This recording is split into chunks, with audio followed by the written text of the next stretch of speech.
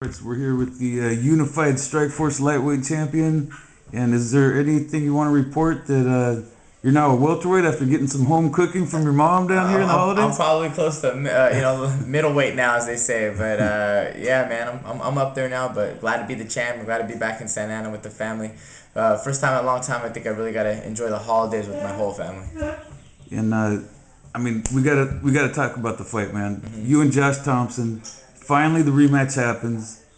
It's better than anybody even expected. I mean, can you just put into words what that fight was like to be a part of? Man, it was funny because I've had a lot of fights, and usually it's not that emotional, but for some reason this was a little bit emotional. I mean, like the crowd was split. It was a little bit of mutual friends. There was a battle of the Bay, so it was a lot going into it. I mean, I try not to think about it, but afterwards it all kind of sunk in. But I was able to fight my fight, and I just kept focused, and I was on a 25-minute pace. I believe I kept my pace the whole fight as the first round of the last round, and just really happy I came away with that victory.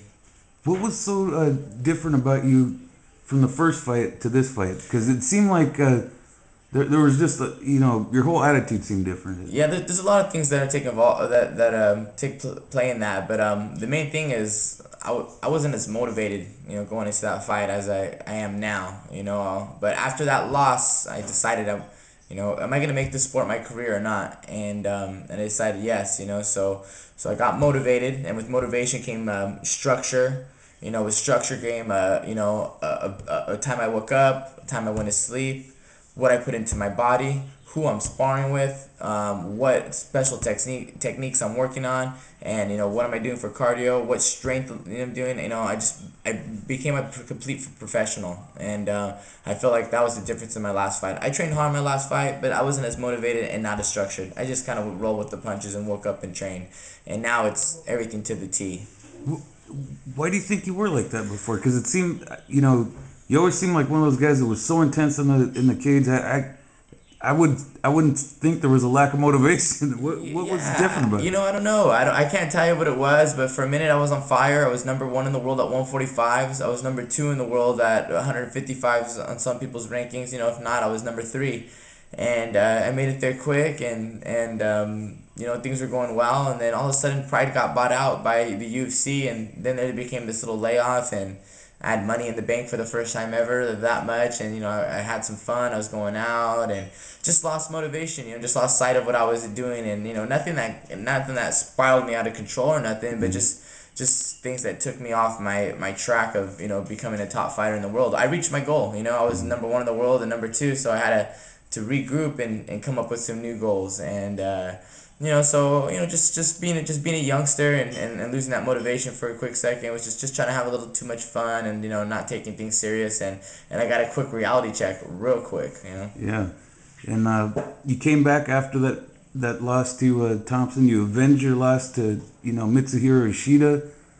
Was that the beginning of this new focus that you're talking about? I believe so, man. I mean, not many people are blessed to be able to get two rematches in the same year, and I felt like I'm very blessed, dude. And I had Ishida and Thompson. What more can you ask for Christmas? And the fact that I was able to avenge those, all of a sudden I'm back in the top 10, and then now they're talking about me fighting Shinya Aoki, who's the number two fighter in the world. No question about that. Possibly number one, but I believe he's number two to BJ Penn.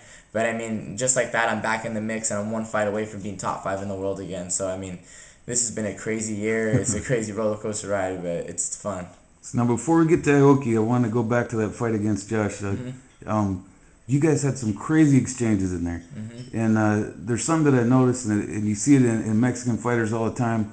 When you get dinged, your first reaction is to just come back with everything you have. I mean, where did?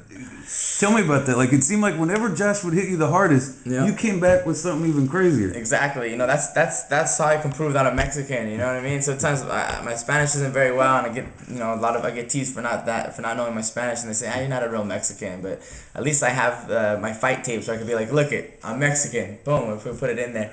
I don't know what it is, man, but for some reason when it's just in me. Like I rather get knocked out and lose than win or barely lose by 1 point on the scoring cards, or just to last. Some people just want to last. I just last with the best, or I last with that. Like I don't want that, I want to go out there and go for it, And I don't know, man. I think it's been the way I've been raised and everything. You just gotta just meet your fear, meet it in the middle, and just deal with it.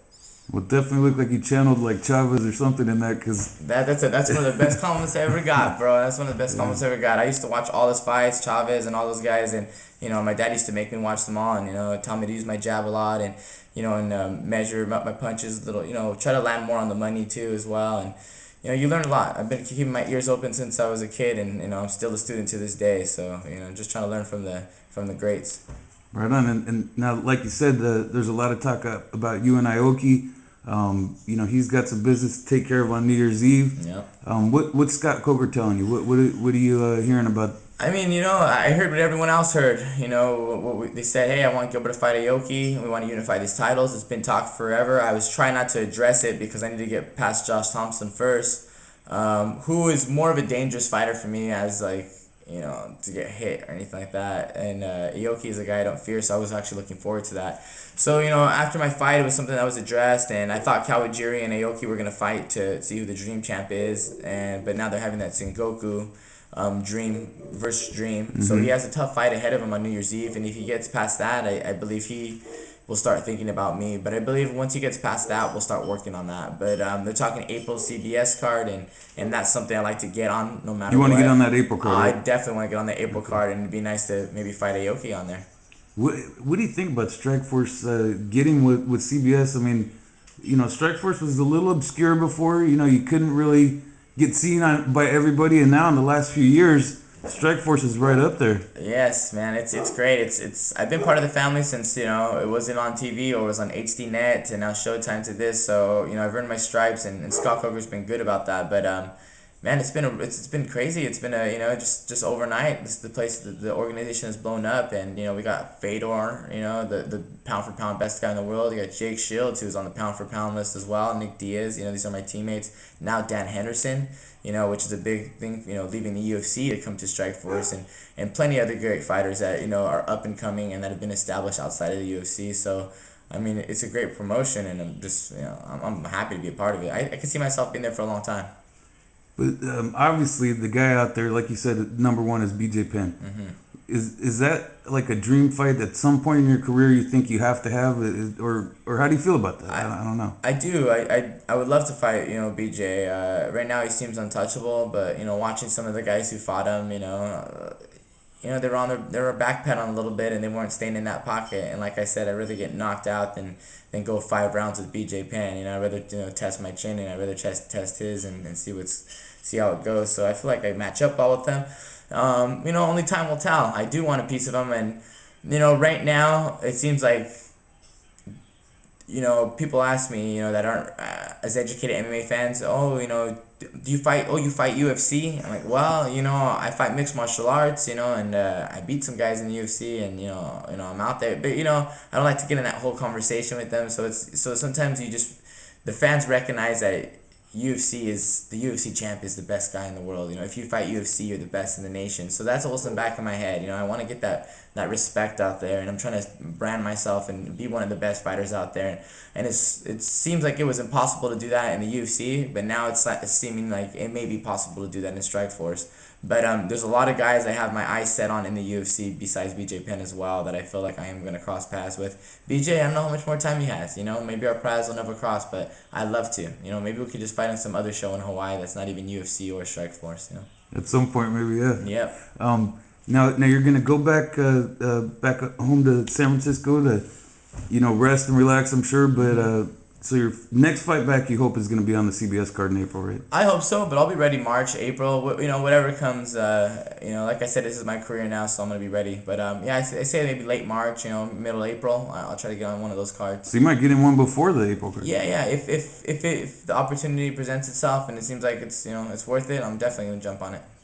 Now, tell me about your training partners. Jake Shields obviously has a crazy fight coming up with Dan Henderson. Mm-hmm. You got Nick Diaz going to fight Zarumskis, right? Zarumskis, yeah, man, that's a new guy too. Well, right now, man, we got the 185-pound champ, the 155-pound champ, and we'll start with Nick Diaz, who's an animal, who's going to fight a really tough guy. I'm not too sure about his name, but he just came out of nowhere and knocked out Sakurai and won that dream, middleweight tournament, which is 170s in Japan, and yeah, which is 170s in Japan, and now he's gonna challenge Nick, and it's gonna be a great matchup. I think this guy hits hard, he's powerful, but Nick, he has a chin, he trains hard, he does triathlons, man, and something people don't know about him, he's a very intelligent guy, very smart. Sometimes he can you'll have a conversation with him, and he can speak knowledgeable for a long time. He does go off on tangents sometimes, but man, he's a very intelligent guy, very smart. They probably just think because he's so mad all the time. Yeah, exactly. He has that chip on his shoulder, but sometimes he can just school me on some boxing,